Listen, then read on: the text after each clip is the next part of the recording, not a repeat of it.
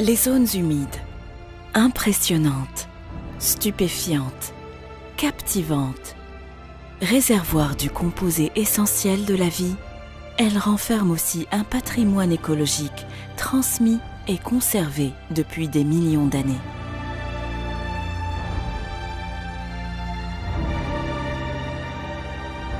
Différentes de par leur forme et leurs emplacements, elles abritent plus de 100 000 espèces d'eau douce et constituent un espace vital pour la nidification et la migration de plusieurs espèces d'oiseaux. Ces zones regroupent des écosystèmes tellement complexes qu'une majeure partie des mécanismes responsables de leur fonctionnement reste à découvrir.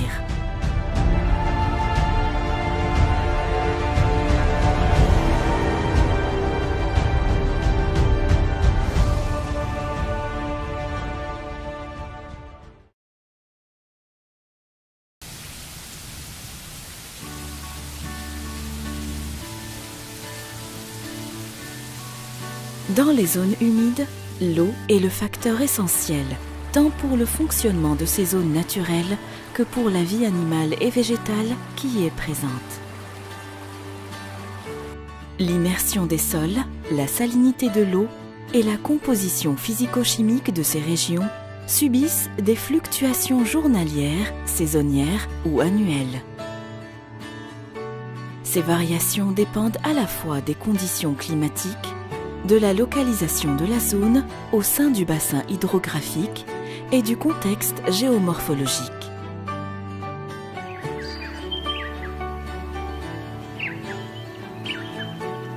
Cette multicomposante explique que la définition et la catégorisation des zones humides soient une tâche ardue, souvent matière à controverse.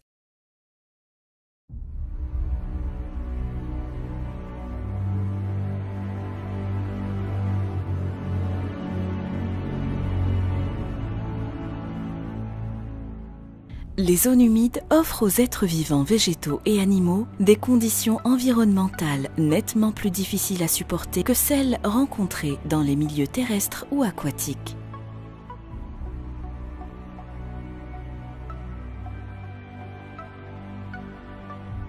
Ces organismes ont donc développé des adaptations parfois physiologiques, comme les animaux amphibiens,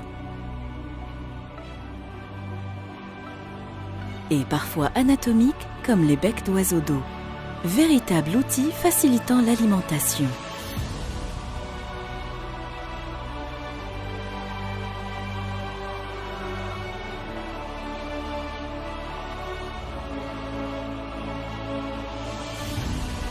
De la même manière que certaines zones humides passent souvent inaperçues dans notre quotidien, alors que parfois nous vivons à côté, certaines espèces d'animaux que nous connaissons dès notre jeune âge ne peuvent survivre sans zone humide, à l'exemple des libellules. De certains groupes de papillons dont la survie est directement rattachée à la présence de milieux humides spécifiques. Et même les araignées préfèrent ces zones, pour peu qu'on consente à y prêter attention. Depuis son adhésion à la Convention de Ramsar, l'Algérie s'est engagée à préserver ses zones humides. Aujourd'hui, l'Algérie compte 50 zones humides d'importance internationale. L'Algérie totalise donc une superficie de 2 991 013 hectares, inscrite sur la liste de la Convention de Ramsar. Les zones humides algériennes, à l'instar des zones humides méditerranéennes et les zones humides au niveau mondial, sont des écosystèmes particuliers, fragiles, sensibles et remarquables par de nombreux aspects. Mais aujourd'hui, les services et les bénéfices économiques, sociaux et culturels que la société peut tirer de ces zones humides sont d'une extrême importance.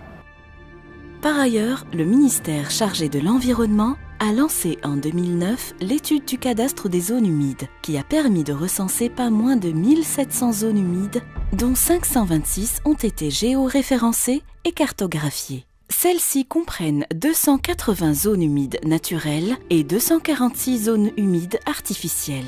Parmi celles-ci, 10 zones prioritaires ont été retenues par le ministère pour être dotées d'un plan de gestion intégré assurant leur protection et leur durabilité. C'est pour ça qu'aujourd'hui, la préservation de ces zones humides de l'emprise humaine qui peut se faire de façon anarchique ou excessive permettra justement à ces zones de remplir un rôle tampon par rapport à l'atténuation des effets des changements climatiques, notamment au niveau des zones côtières en particulier.